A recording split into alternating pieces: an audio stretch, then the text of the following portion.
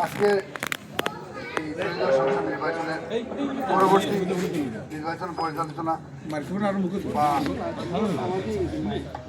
এমনি get together এমনি সবার সাথে মত বিনিময়ের জন্য আজকের এই সভা স্মরণীয় থাকবে আপনাদের এই পরিশ্রম এবং আপনারা অক্লান্ত পরিশ্রম করেছেন, যার আমি মনে করি এই পরিশ্রমের জন্য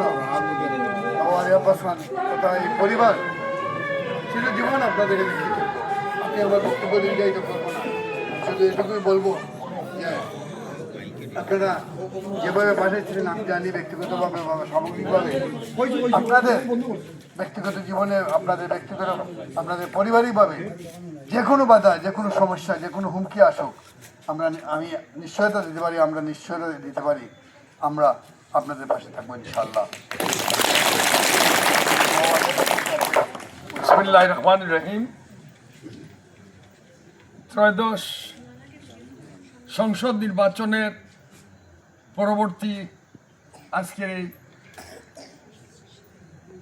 মত বিনিময় সভা বা মিলন সভা আমি বলবো, সবাই উপস্থিত আমার পরিবারের সদস্যবৃন্দ,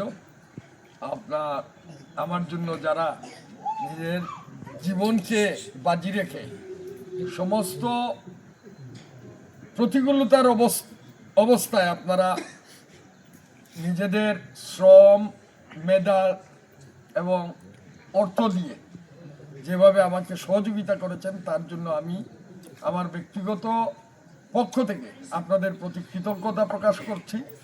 আমার পরিবারের পক্ষ থেকে আপনাদের প্রতি কৃতজ্ঞতা প্রকাশ করছি। আমি জানি এই ঋণ আমি কোনদিন শোধ করতে পারবো না, বারবার আমি আপনাদের কাছ থেকে ঋণী। বারবার আপনারা আমাকে আপনাদের শ্রম দিয়ে বিগত সময় এই নিয়ে আমি 5টা নির্বাচন করেছি, 3টি নির্বাচনে আমি বিজয়ী হয়েছি, এটাও আপনাদের পরিশ্রম। বাস্তবতা হলো নির্বাচনের ধরনও বদলে গেছে, নির্বাচনের অনেক ধরন বদলে গেছে। আগে যেভাবে অর্থের ছড়াছড়ি কম ছিল, এখন সেই অর্থের বিপরীতে হয়তো এবং জাতীয় রাজনীতির বাস্তবতার বিপক্ষে দাঁড়িয়ে একজন স্বতন্ত্র প্রার্থী হিসেবে এটা অনেক কঠিন একটা যাত্রা ছিল। সেই যাত্রায় আমরা প্রারম্ভিকভাবে আমরা দেখেছি যে আমাদের পক্ষে যে জনমত সৃষ্টি হয়েছিল, যে সেটা হয়তো জাতীয় আন্তর্জাতিক বিভিন্ন কারণে সেই জনমত আমাদের পক্ষে থাকে নাই, আমাদের হয় নাই। কিন্তু আপনারা প্রত্যেকের এলাকায়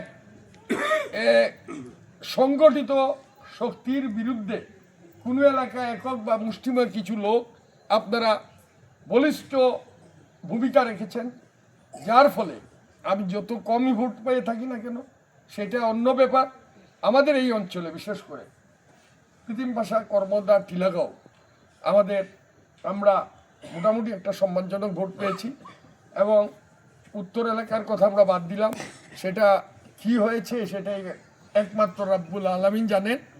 কারণ আমি একজন এই এলাকার এই কুলাউড়ার মানুষের সাথে আমার 40 বৎসরের সম্পর্ক, রাজনৈতিক জীবনের সম্পর্ক।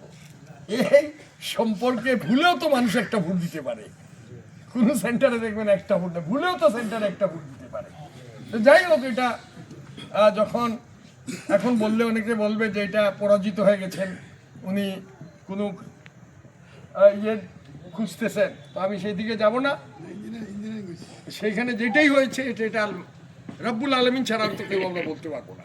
তো আমি তারপরেও শুকরিয়া আদায় করি মহান রব্বুল আলামিনের কাছে, যে মহান রব্বুল আলামিন আমাদেরকে সকলকে ঐক্যবদ্ধভাবে যে এই ভোট যুদ্ধে শেষ মুহূর্ত পর্যন্ত আমরা থাকতে পেরেছি। এবং আপনারা যে কাজটি করেছেন বিশেষভাবে আমি বিভিন্ন সেন্টারে গিয়ে দেখেছি যে হঠাৎ যেভাবে চূড়াবালির মধ্যে হঠাৎ যদি কেউ পড়ে, সেই চূড়াবালি নিজ যখন ফাঁকা হয়ে যায় তখন সেই চূড়াবালির একটা গর্ত সৃষ্টি, আমাদের অবস্থাটা কিন্তু সেইভাবে হয়েছে। গর্ত ছিল না, হঠাৎ চূড়াবালি গর্তে আমরা পড়ে গিয়েছি। তো যাই হোক, আমি এখানে বক্তব্য রাখার জন্য আসিনি। আমি আপনাদের প্রতি কৃতজ্ঞতা এবং আপনাদের এই ঋণ যে আমাদেরকে ঋণী করেছেন, বিশেষ করে আমাকে, সেটা স্বীকারের জন্যই আপনাদের এখানে আমি কষ্ট দিয়েছি।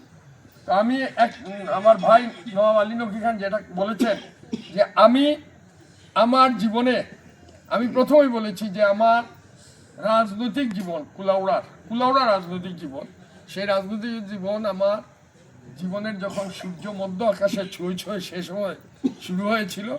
আর আজকে জীবনের সূর্য ডুবি অবস্থায়, সেই অবস্থায় আজকে এই নির্বাচন অনুষ্ঠিত হয়েছে। আমি আমার যত জীবন মহান রব্বুল আলামিন আমাকে এই পৃথিবীতে সুস্থ রাখেন, ততদিন আপনাদের, বিশেষ করে আজকে যারা এই বিপদের দিনে আমার পাশে ছিলেন, আপনাদের সকল সুখ দুঃখে আমি আপনাদের পাশে থাকবো এই অঙ্গীকার ব্যক্ত করছি। আমি পরাজিত হয়ে আমি এই অঞ্চল ছেড়ে যাব না, আমি এই অঞ্চলেই থাকবো। আমাকে আগে যেভাবে পাওয়া যেত আমাকে সেইভাবেই আপনারা পাবেন। আপনাদের, আমি তো জানি আমার পাশে কারা ছিলেন, কারা আমাকে ভোট দিয়েছে, কারা ছিলেন না, সেই হিসাব করেই কিন্তু আমার বাকি জীবনটা আমি পরিচালনা করব। কারণ অতীতে আমি সেই বাছ বিচারটা করি নাই, বাকি জীবনটা এই বাছ বিচারটা আমি অবশ্যই ইনশাআল্লাহ করব।